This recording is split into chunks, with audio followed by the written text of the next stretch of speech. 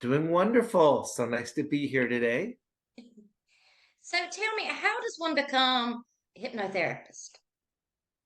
Well, believe it or not, there actually was a college that I went to, a college of hypnotherapy. And what's great about it is that's really the start of the training, not the end of the training. Right. That's exactly where this whole road starts. Then after that, it's what you do with it. There's always continuing education that I do, the experience of having worked with so many clients and kind of finding your style within that. Right. But I've yeah, seen you full do. on, full on hypnotherapy college is what I did. Yeah. That's awesome. And I've seen, I went through your YouTube channel and I Okay. saw all the different types of videos that you do. And I really find the past life regression fascinating. hmm It's very fascinating for several reasons. You just never know. There's some times where I'm doing it with somebody and I can tell they're just kind of forming ideas and thoughts out of their own imagination. Then there's other times where I'm like, hmm, it, this is something I cannot explain, so I'm open to it. I love to do it. I see it as an experience. I don't make any claims that it's real or that it's not real. There's several times though I've questioned like this is something I can't quite explain.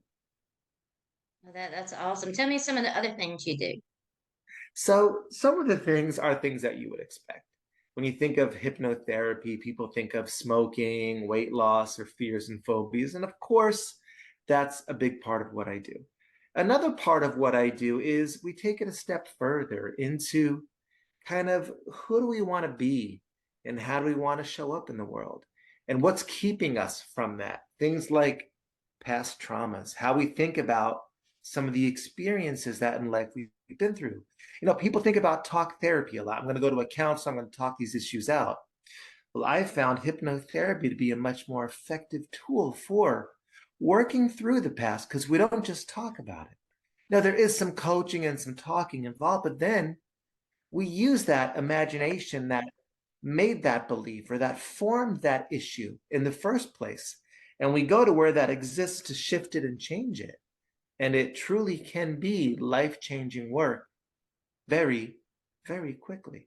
So people don't necessarily see it for that point of view, where it really is a really effective tool for therapy and change work, as well as, the fears and phobias. And then, of course, you have the entertainment side of it, where some people that when we take them into a meditative state, they become highly suggestible.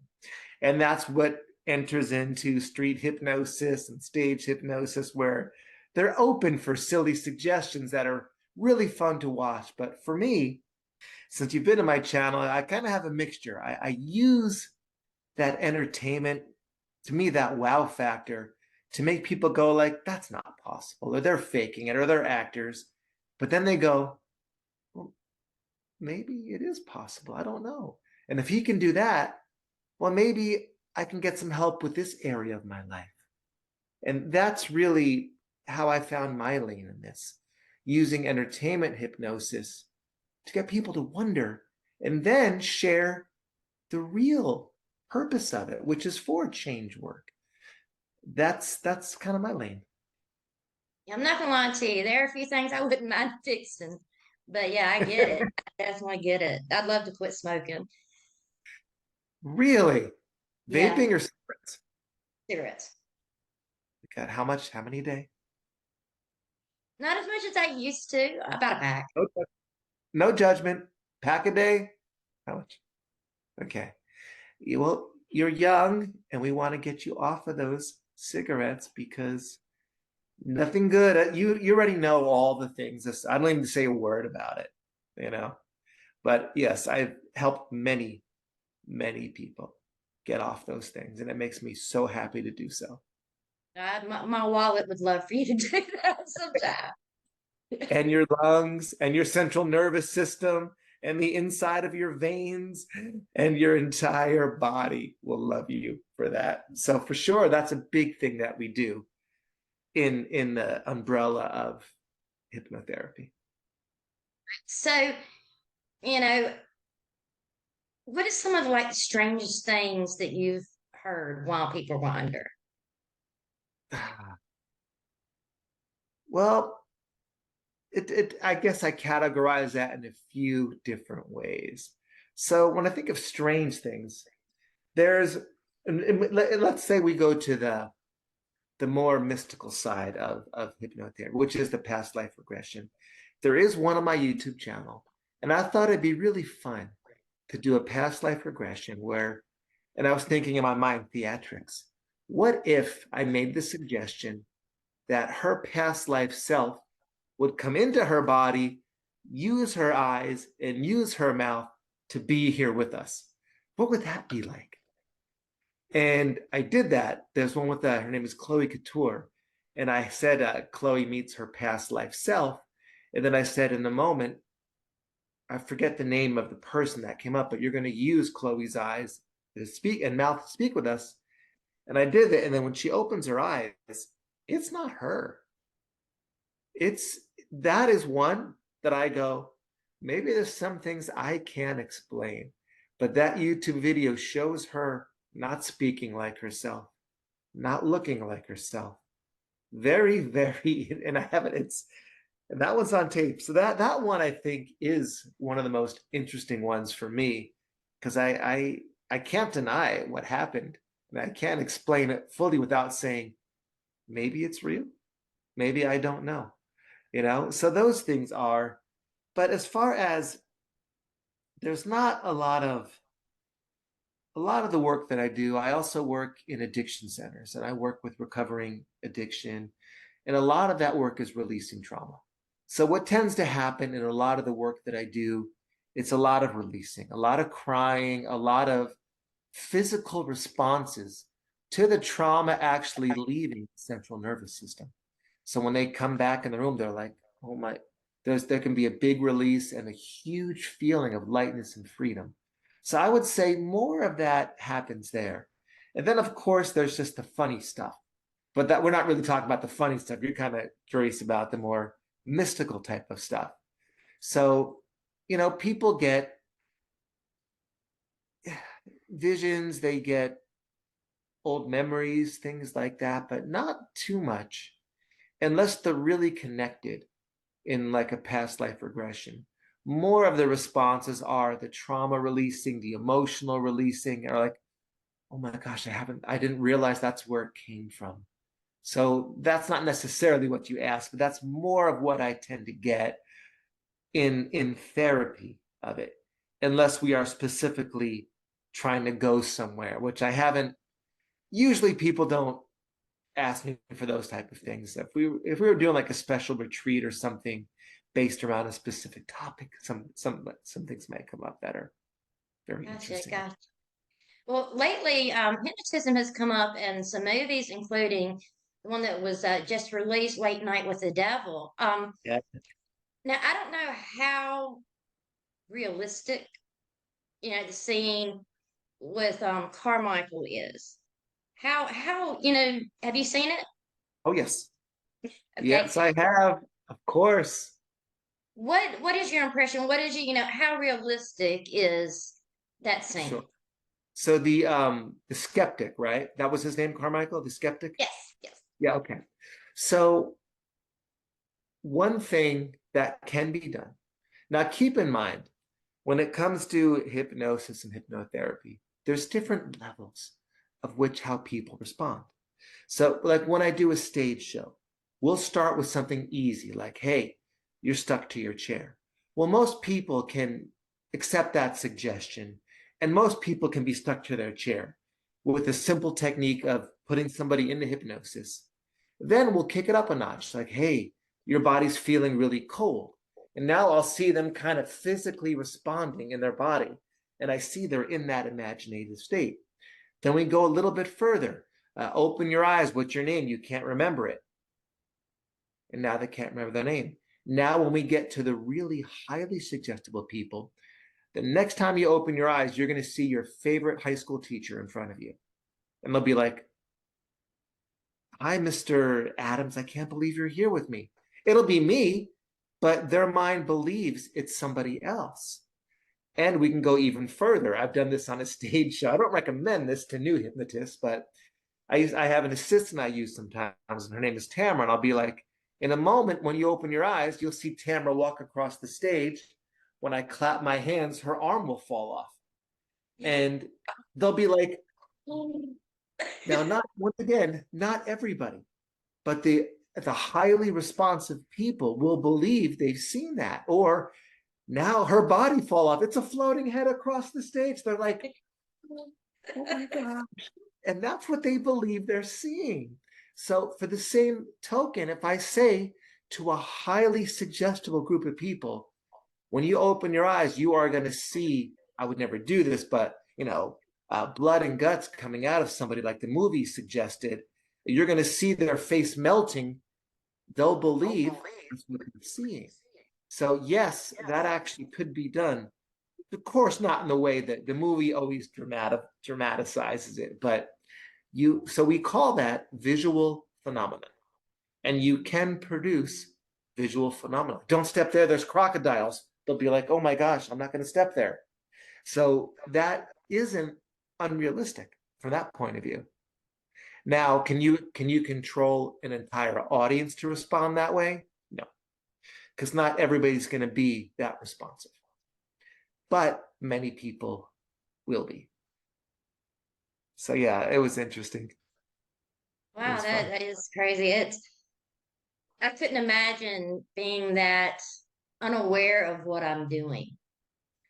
It It's hard for Yeah, me it to is. accept that, but I would, hope that I would be able to do that because it sounds like a very interesting experience. And I can show you a couple fun exercises in your imagination. And this isn't hypnosis, but this just tells you how the imagination works. okay, shoot. If you want to have some fun, and this will kind of explain that a little bit, maybe. All right. So do we have time to do that? Oh, good. Close your eyes. Uh-oh. Now remember, You're not gonna make me like quack like a duck or anything, are no, you? we're not doing hypnosis. No tricks, I promise you. This isn't hypnosis. This is Okay. really imagination. So close your eyes, nothing's going to happen. We're going to Okay. start with a simple test. And I want you to use this imagination that I know you have. Picture right in front of your mouth a bitter, giant, sour lemon.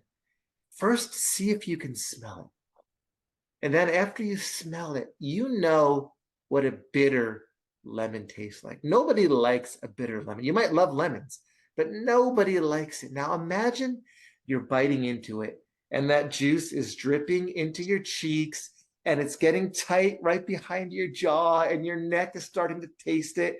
And you may have to swallow. If you desire to swallow, you can. And you may even get that juice even more stinging, and then you have to swallow again. And that's just so interesting. Now let that fade, but keep your eyes closed. Now I'm going to show you how cool your imagination is.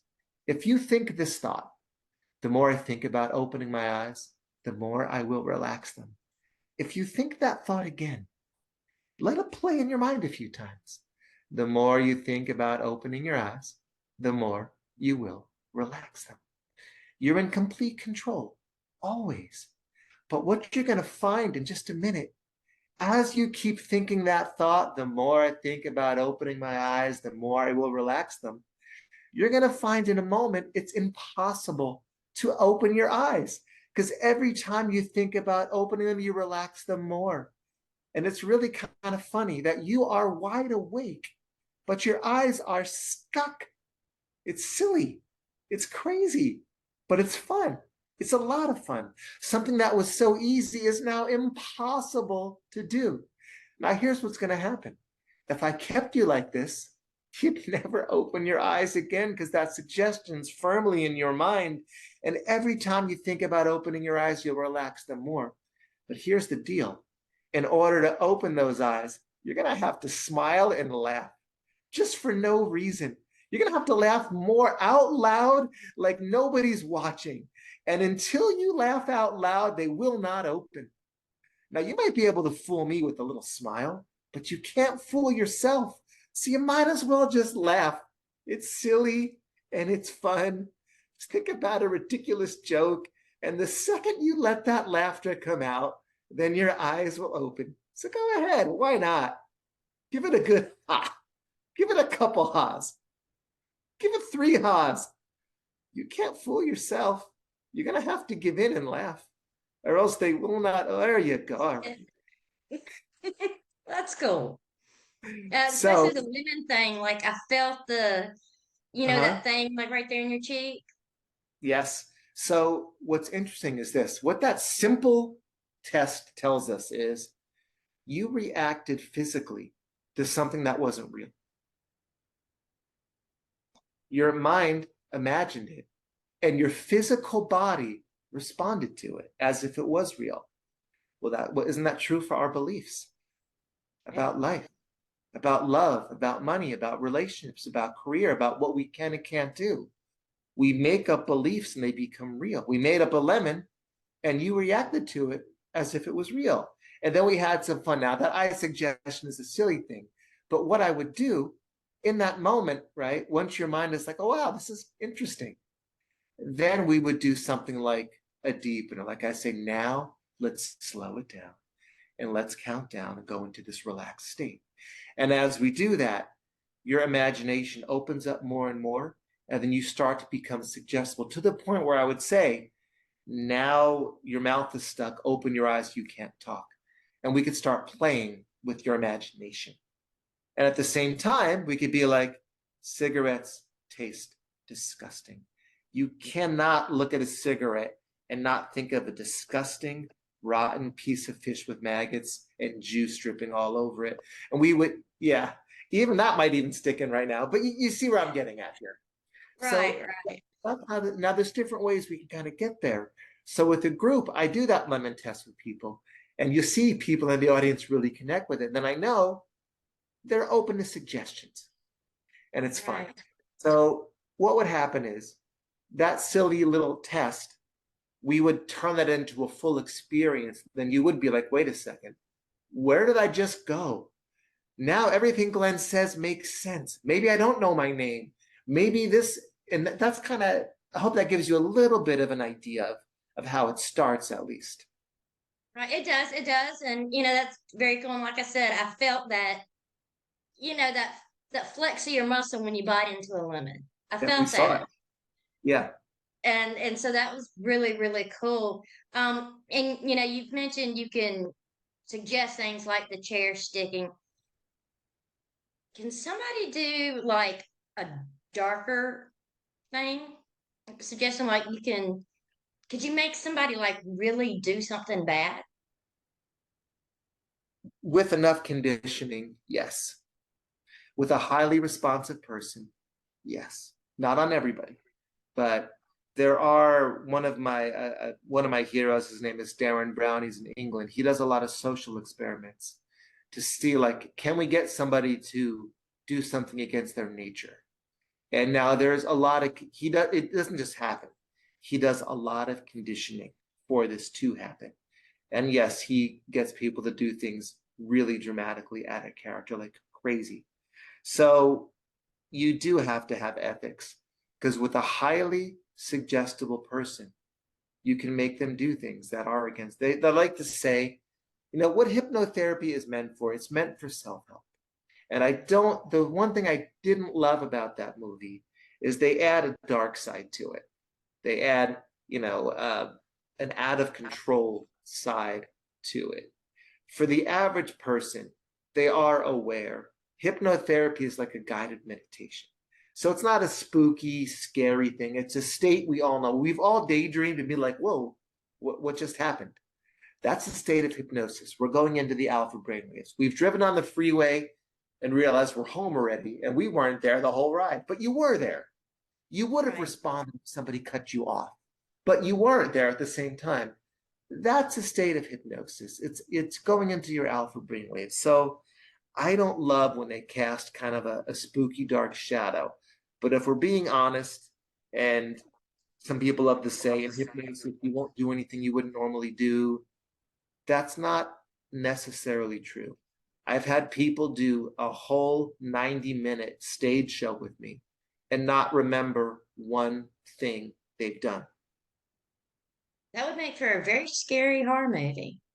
It could. It very well could. But it could also make for a lot of great change work.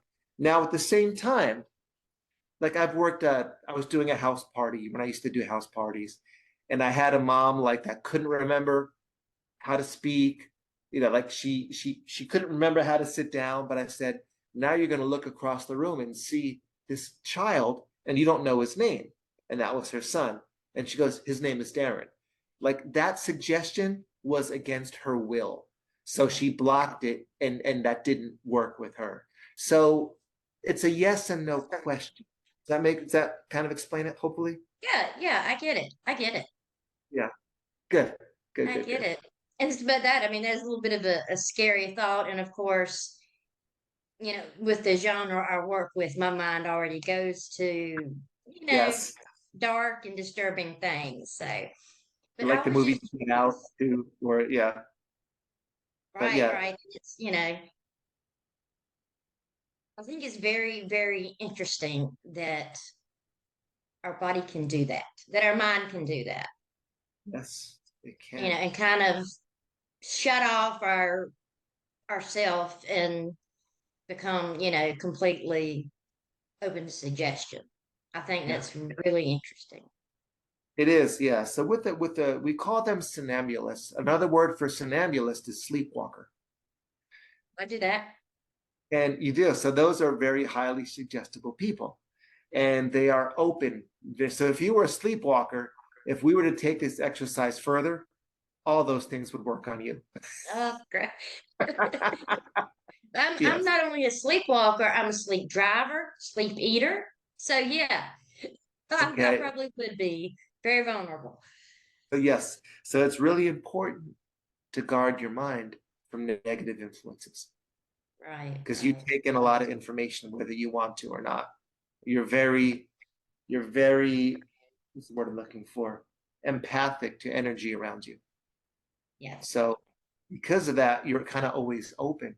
So it's really important to be aware of that. It's like, wait a second, why am I feeling bad? Oh my gosh, look at this thing I'm watching. Let me change the channel and bring some positivity. And because you pick it up where I could filter it out, you would be more susceptible to it. I mean, the power of suggestion, it's in everything we do. The reason we buy the clothes we do, or like the colors we like, or I believe I never ever will talk about politics or any of that. But I think we've all seen the world was mass hypnotized about 2.5 years ago. Whichever way you fall on that, pro or against it, there was an influence that almost the entire world was suggestible to, you know? So we see mass hypnosis, and it happens to us right through the media all the time. But that's right. I mean, we know this already. You already knew that. I'm not telling you anything you don't know, right? Right. So yeah. But that That's show, just it's it, crazy. I like it though, because I think these are interesting topics to talk about. Right. Obviously Hollywood is always going to dramatize it and kind of make it seem on the darker side than it really is. And I don't want people to be afraid of it because hypnotherapy isn't mainstream yet. It's becoming mainstream, but we're not quite there. There's still movies like this don't help it, but what I do like about movies like that, it brings up a conversation. You know, it makes people the same reason I do street hypnosis. When I say sleep and knock somebody out, they're like, that's not real. Well, maybe it is, but what else can we do with that? So to me, that's a positive thing, Right. So it makes people want to learn about it and realize that, wow, we can really make life changes so quickly, unlike anything else. When I can take somebody that won't leave the house on their own and will not drive a car anymore, and then in a session, they go to the market and drive themselves because the phobia is gone. That's beautiful. You know Right. what I mean? they get their life back. And it happened without years. It happened in 1 to 2 sessions. That's Wow. amazing. That's amazing what hypnotherapy can do when you can take somebody that has been through some awful childhood trauma and we remove the negative emotions and they feel free. That's beautiful. It gets me excited because it's beautiful, how we can connect people. So I don't mind the movie at all. I thought it was interesting. It started one way and it ended really far out, right? I'm like, how did this? Wow, they really went for it, at the end. Yeah, yeah. It's definitely, one of the better ones this year. So And I enjoyed it. I enjoyed it very, very much. And I love, you know, talking about it like this. It's fun. It's fun to get to kind of review it. And as far as like what he talks about, there are people that unfortunately do use cold reading and prey upon others under the name of being psychic or knowing something they don't. I do believe there are people that are connected to things that the regular person isn't. There are people that kind of get messages about life and they connect to this.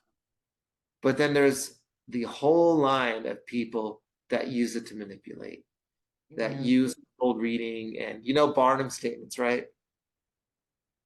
They use Barnum statements to lure you in and take advantage of you. So it's important to be aware of that, and what I have found to be true is the people that are really connected to something else, they aren't the people that have storefronts.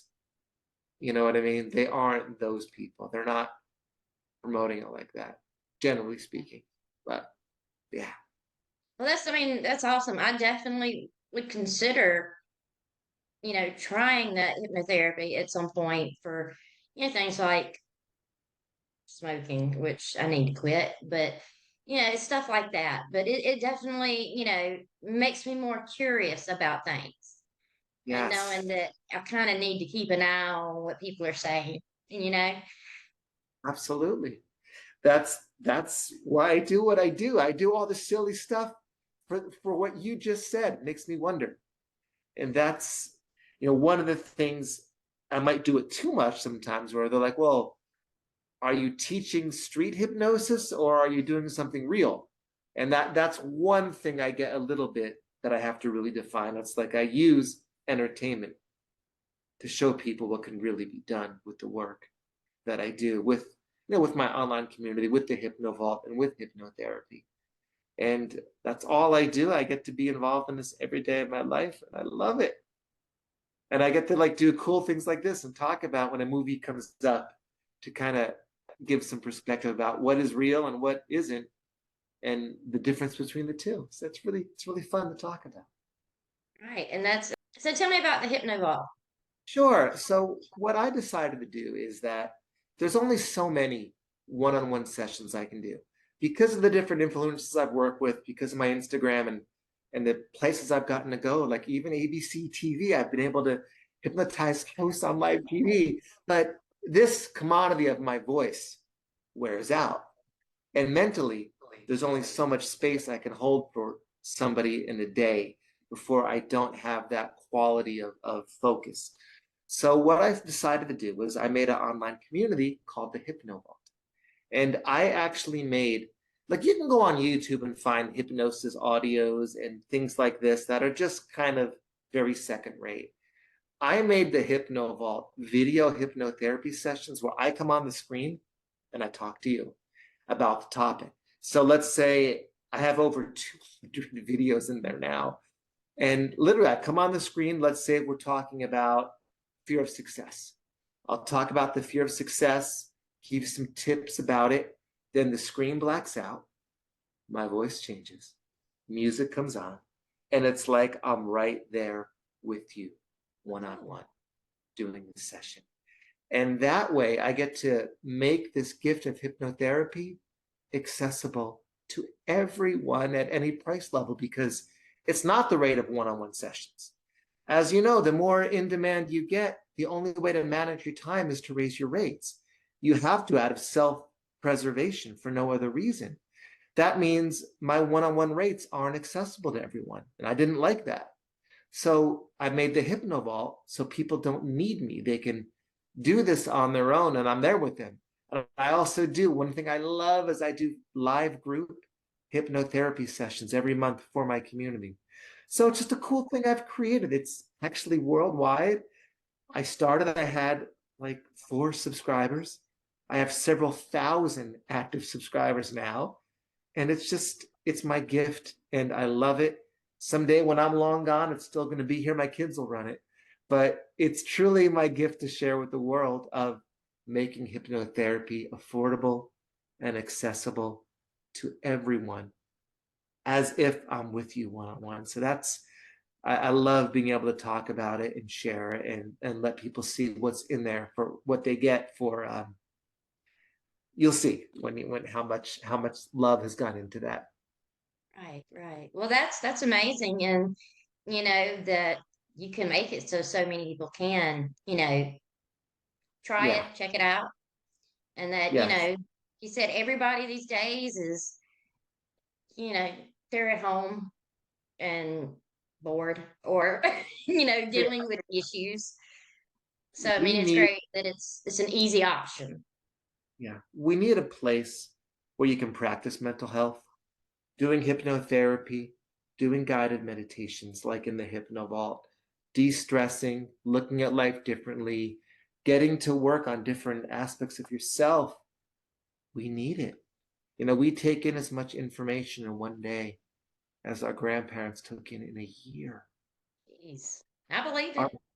our brains were not meant to run like this. So we need to disconnect and we need mental health and we need relaxation to just let go. And that's what I get to provide and makes me so happy. And That's so, a very cool thing, and I know a lot of people appreciate it, and we need everything we can these days to help because things are in a sorry state.